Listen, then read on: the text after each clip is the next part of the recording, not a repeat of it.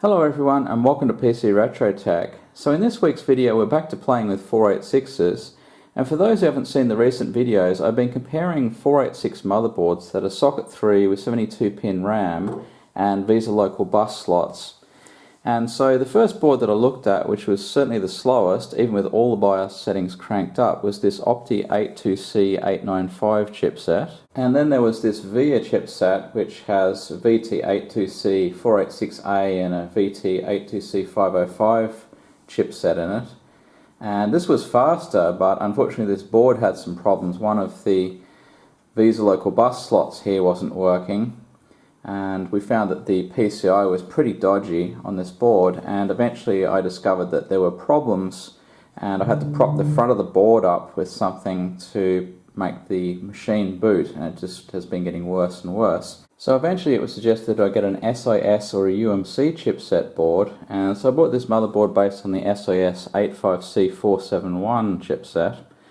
But the big problem I had with this, although I could get it to boot and partially recognize the CPU, I couldn't get the external cache to work. So even though there's 256 kilobytes of cache here, it was acting as though it had no external cache, and so only the internal CPU cache was working. To make matters worse, there's an enormous number of jumpers on this board, in here, around here, here, and a big block of jumpers here. There's also a couple over here. And the only thing I had to go on was the diagram that the seller sent me, which is for version 1 of this board. So this is a Shikoni CH471A version 2 board, and the jumper settings were for version 1. And in particular, there's big long rows of jumpers here that just aren't on the original diagram. So this week we're going to look at the conclusion of this. I've actually managed to figure it out, but I'll leave that for a little bit later in the video. First I want to show you a new machine that we acquired this week. So I present to you the iCo PC-XT clone. So this beautiful old machine came up online, and I've been looking for an XT clone for some time. But this one just seems to have been overlooked by other buyers, and in the end it went for less than a third of what I've seen other XT clones go for. Now of course I already had the monitor and keyboard, so I only needed to buy the system unit, and there were some indications in the original advertisement that perhaps there was a problem with the hard drive and maybe some other issues with this machine. So the reason that I wanted an XT clone instead of an original IBM XT is that a lot of the clones have this case that can be opened up with two buttons at the side. So that allows easy access to the internals, and apart from being great for filming, it's also excellent if you're taking parts in and out all the time, or if anything goes wrong you can get in here quite easily. So I had one of these XTs with the opening lid as a kid, and so it comes with quite a sense of nostalgia for me. So this is a Super Turbo 5 motherboard, and I believe it has 640K of RAM installed on board. It's an 8088 with 4.77 MHz like the original IBM PC. It doesn't have a turbo switch. It's got a Genoa EGA card, and it has a 30 megabyte MFM hard drive, and of course this is the hard drive controller here. So there are some problems with this machine. As you can hear, when it boots up it gives a beep code. It does actually seem to start up and count memory okay, and as I suspected it is actually 640K. It recognizes that there's a hard drive in there and even tells me what kind it is. But then when it gets onto the next screen, after a few seconds, the hard drive sort of blinks, the light comes on, and it's obviously seeking the floppy, but then it just hangs at this point and doesn't go any further. So I think that the issue with the beep codes is probably an easy fix. I think that this dip switch block in here is probably set incorrectly, and it's probably set for a CGA or a monochrome card instead of the EGA card that's in there. And what do you know, under monitor configuration it tells me that that switch block should have 5 and 6 set to on for an EGA card, and that's not currently the case. I don't know what this drives installed is all about. So as you can hear, no beeps now, so if only every retro computing problem was that easy to solve. So I managed to do an F disk and a format of that hard drive, and there are a lot of bad sectors, around about 200 kilobytes, which is not a lot, I guess, on a 30 megabyte drive, but it certainly took a long time to format. And now it seems to actually boot up correctly. It takes a while. It's a little bit of a delay after it first seeks the hard drive, but then it just goes into booting and everything seems to be fine. And if we look at the directory, it tells us that there is 30 megabytes or so of hard drive space. So the next thing to do, of course, is to run a scan disk and just see if any more bad sectors show up. So this is the surface scan, and you can see that I've got both flicker and moire going on at the same time here. So LGR just did a fantastic video on how to eliminate these when filming old CRTs, but of all of the really weird and wonderful settings that he mentioned for his very expensive camera, I have just two, on and off. So unfortunately you're going to have to put up with a little bit of flicker for the time being, so I apologise for that. So you can see that there are bad clusters right across the surface of the drive, and every now and again it will pause as though it's found some more dodgy clusters, but it seems to rescue those, and I noticed exactly the same thing when it was formatting. It really paused quite a lot going across the entire drive. But I've run this surface scan through quite a few times now, and the result is always the same. There's nothing new that goes bad, so I'm sort of cautiously optimistic that the drive is at least usable, even though it's obviously on its way out and not perfect. So I'm just running Grand Prix circuit in EGA mode here just to check that everything's working okay, and I don't know if it's my imagination or not, but it seems like I'm getting a higher frame rate on this machine than I do on the original IBM PC. On that I get about 1 or 2 frames a second, whereas here I think it's more like 2 or 3 frames a second. And of course they should be the same given that they're 4.77 megahertz, but I'm thinking that the Genoa EGA card that's in this might be quite a bit faster than the original IBM EGA card that I was using in the IBM PC. So I don't think that this is running at 8 megahertz, but I will run a benchmark a little bit later to see if that's the case.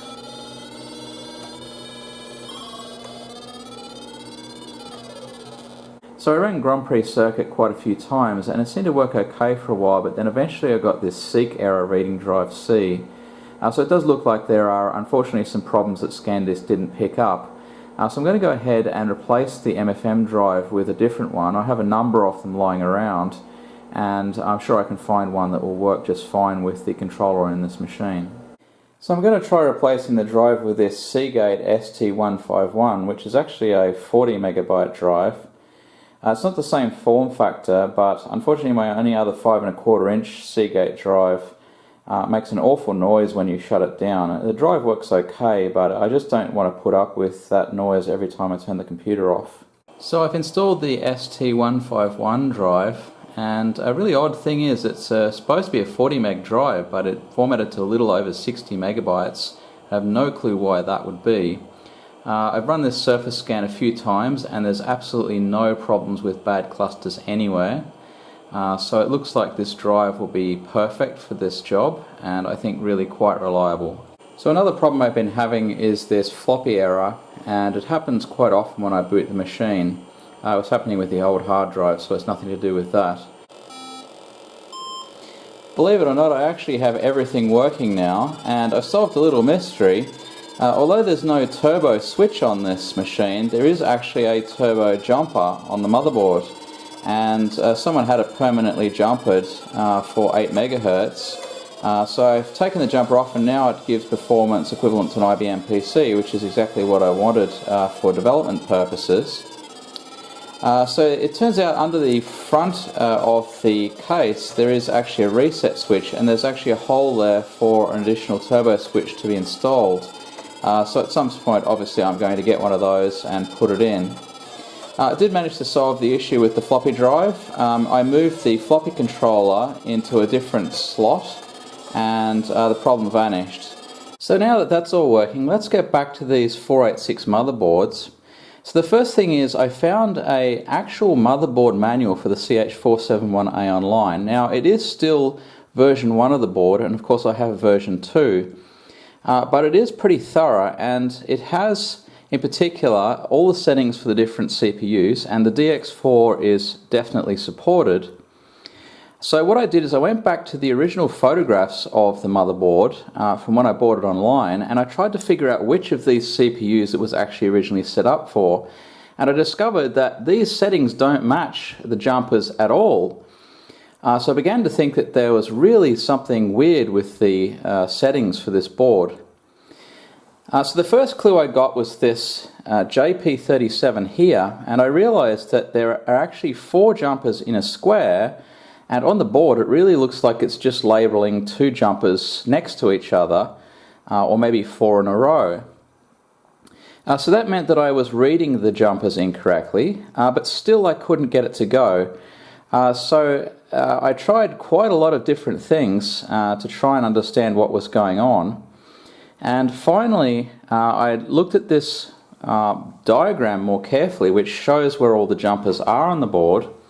I'd been referring to the sheet that the seller had sent me, and if I zoom in here just a little bit, you can see that the jumpers are actually labelled from 1 on the right through to higher numbers on the left. And of course I had been assuming that the numbering was from left to right.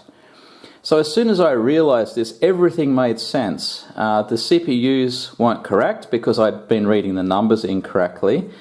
This JP37 is this block here, which I'd been taking as 2 jumpers next to each other, and I hadn't been able to understand what these were. Now the only difference between this board, which is version 1, and the board that I have is this jumper here.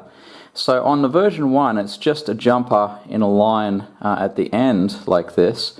On my board there are actually 3 pins in a row going out in this direction. So I have no idea what this jumper does. I've actually tried all the different settings that are possible on that, and it doesn't make any difference at all. But at the very least, now if I set up the cache correctly and set up the CPU correctly, most of the CPU settings are here, I actually get the DX4100 to work, both the AMD one and an Intel one that I purchased during the week. So let me show you what happens with the cache check now. So now you can see that there are 2 distinct jumps in timings. Once when it goes from the internal L1 cache, which is the internal processor cache, at 8 kilobytes up to 16 kilobytes, and a second jump when it goes out of the L2 cache, the external cache that we've been trying to get to work, up to 512 kilobytes, which is where it starts using main memory. And so this shows clearly that there are 2 caches in operation here. Before we had a score of 41 all the way across this line, and only the internal processor cache was working. So that seems to be fixed, and indeed it tells me that the L1 cache is 8 kilobytes and the L2 cache is 256 kilobytes. Something that surprised me quite a lot is the fact that the L2 cache is only about 50% faster than the memory. So it's not really a huge speed up, so I don't know how much of a difference we're going to expect this to make. So I'm just running the 3D benchmark here, and previously we were getting 60.3. This is the Sanglabs ET4000 W32 Visa Local Bus card. And you can still see that the frame rate is very, very low on this board, so it's 47.6. But we're not done yet. There's actually one more thing that we can do, and that is BIOS settings. So let me show you what I found. So in the BIOS here, there is an auto configuration enabled for the memory and cache. So what I'm going to do is disable that, and then we can actually fiddle around with all of these timings here and set them all to maximum. So of course we'll set it as write back cache, and we'll set this to 1 and 2. I think that's the lowest we can go with everything there. And now let's see what difference that makes in the benchmarks. So things certainly look like they're going faster now, and indeed we get 62.5, which is actually faster than we had with the other motherboard. So this is now the fastest board, which is really amazing that just those few settings in the BIOS was all that was required to bring this up to a really super performing board. But now let's have a look at the Quake benchmark, because as I mentioned, one of the motivations for doing this was that I heard that the SIS chipset was particularly good for Quake. In fact, I'd seen people with 14, even 17 frames a second in Quake. So let's see what we get now with this machine. So this is the score that we get in Quake. It's 9.8 frames per second, and unfortunately that's exactly the same score that we got with this CPU and the other motherboard. So it's very clear that the motherboard itself is not going to make a whole lot of difference to the Quake score. But one other thing we can try here, I mentioned that I bought an actual Intel DX4100 during the week. So I'm going to put that in now and we'll see what difference that makes to the Quake score. Voila, here is the Intel score, and it's 10.5 frames per second. So that's a reasonable improvement over the AMD chip, but it's still not really that impressive. But we're not done yet. This motherboard has one more thing in store for us, and that is overclocking.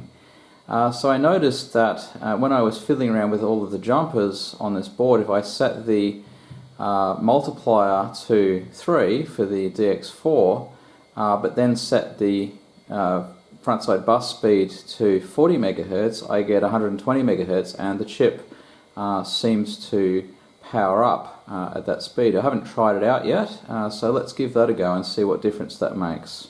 Unfortunately, the Intel CPU wasn't stable at 120 megahertz, even with all of the wait states enabled that I could find, including some with jumpers on the main board. I couldn't get it to run all the way through the Quake benchmark. And those of you who are astute might have noticed that that JP37 that I talked about before was actually a voltage selector for the CPU, and you can go from 3.15 to 3.3 volts. So even with that set, I wasn't able to get it to run all the way through. The AMD chip, on the other hand, is a completely different story. You can see that it gets 12.1 frames per second. Admittedly, I found another setting to slightly increase the RAM speed in the BIOS, but it was 11.8 without that. So that's a 20% improvement, and you can see that Quake really likes cycles. So I think that's really the secret to these people that have 14 and 17 frames per second in Quake on a 486 machine. They're putting in CPUs that go much higher frequencies, and in fact there's even a very, very rare CPU that does 200 megahertz. So you can see this 3D bench now is at 76.9 frames per second, which is just an impressive improvement over what we had before. So that's basically all I have for this week. It's been a lot of fun actually getting this machine up to speed and seeing what's possible. So now I can actually use this machine for its intended purpose. And if you enjoy this video, don't forget to give a like and subscribe, and hopefully we'll see you in a later video. Bye.